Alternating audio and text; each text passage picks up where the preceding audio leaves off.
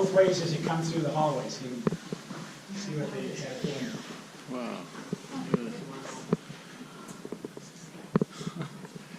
Look at this room. You have a view both sides.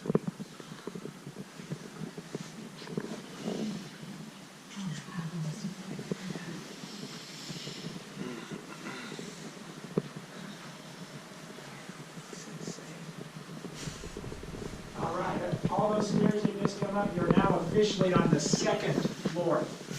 These are called the cloister suites. These started as rooms for the service staff. But then Hearst and Morgan built that entire service wing over there. There's 32 rooms down there, including the pantries and kitchens.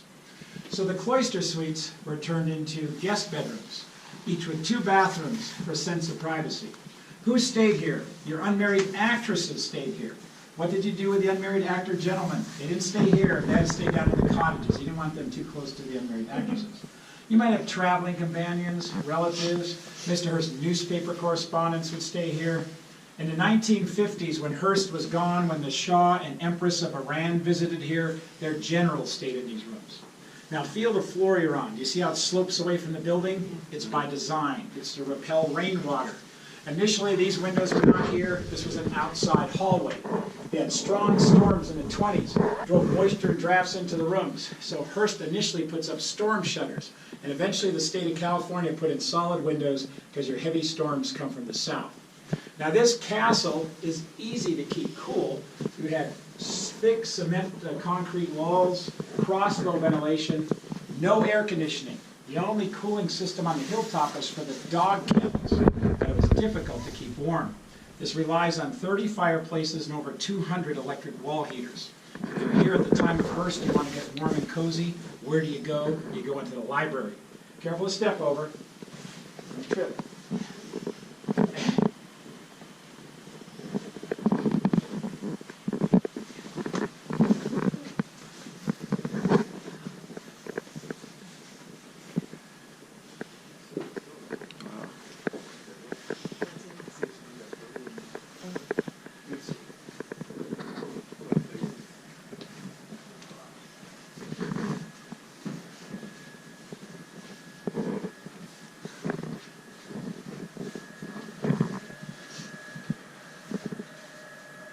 All right, this is the lobby going into the library. I wanted to point out one of the 2 elevator systems to you. These are Otis elevators. They are the pioneer of the modern elevator. That's over 90 years old, it still works. In the 1930s, President Calvin Coolidge and his wife Grace were guests here. President Coolidge was just out of office, and Mrs. Coolidge was in that elevator, and it got stuck between floors. And she thought somebody would notice she's missing, but nobody did. She's down there for a while wondering what she could do. She could do 2 things. She has knitting and she can yodel. So she's in there knitting and yodeling for a half hour. Finally, one of Mr. Hearst's service staff hears this, looks down the elevator shaft and says, "Did somebody call?" She looks up and said, "Oh, my liberator, I'm saved." They rescued her out of there. Hearst eventually puts a phone in, an alarm system. It is rather embarrassing to have the former First Lady of the United States stuck in that elevator.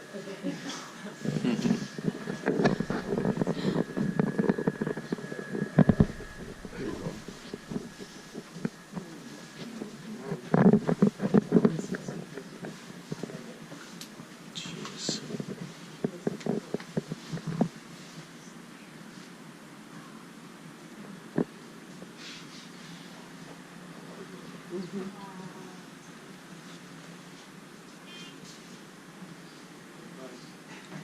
We won't send you this dungeon, but the dungeon's a really nice tour also.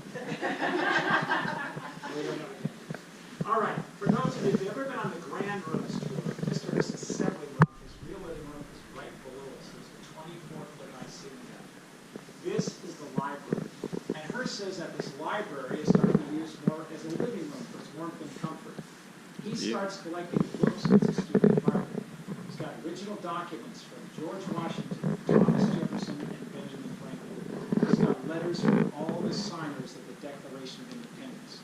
In a survey done here in 1947, they count 4,100 books a year, all published before 1947. He has classics from Dickens and Shakespeare, but several of the books in here are written by authors who stayed here. F. Scott Fitzgerald, who writes The Great Gatsby, he was a guest here. By the way, Leonardo DiCaprio, the star of that movie, has been here about 4 times since he did the movie, but the movie was not filmed here.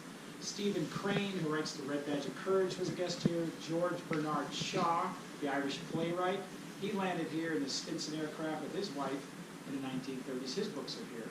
H.G. Wells, who writes The Invisible Man, Time Machine, War of the Worlds, he was a guest here.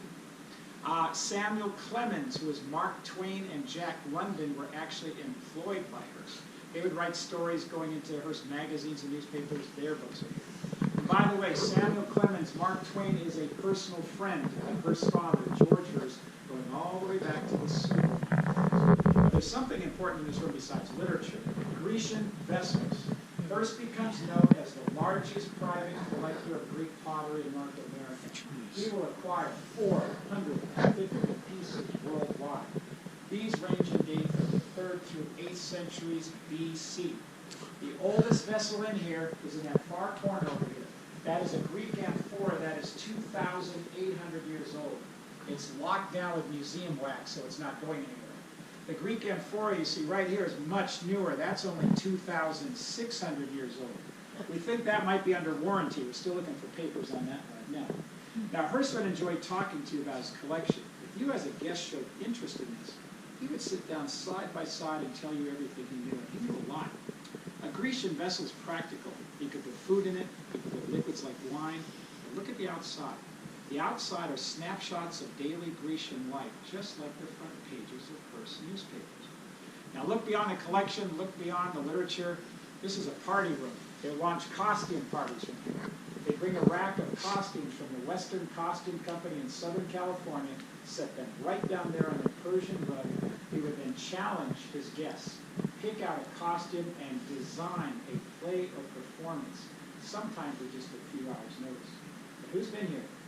Greta Garbo, Carol Lombard, Betty Davis, Clark Gable, W.C. Fields, Cary Grant, James Stewart, Rudolph Valentino. These people are here. Now, if you're a special guest, Hearst wants to get to know you better. Let's say you're a business associate, or perhaps a lady friend of Miss Davies. You'd be invited up to the 3rd floor Gothic suite. Most guests were not invited up there, but you guys are all special, so you're all invited up there. Now, as you come by, this little glass cabinet here, these drinking glasses are Greek rhytons, and it's noticed that for drinking alcoholic beverages, you can't put it down until you drink everything inside of it, otherwise it'll spill. I think college fraternities would like this.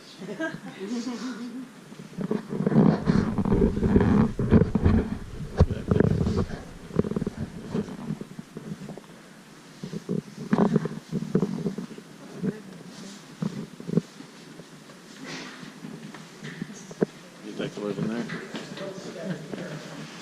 It's very spectacular.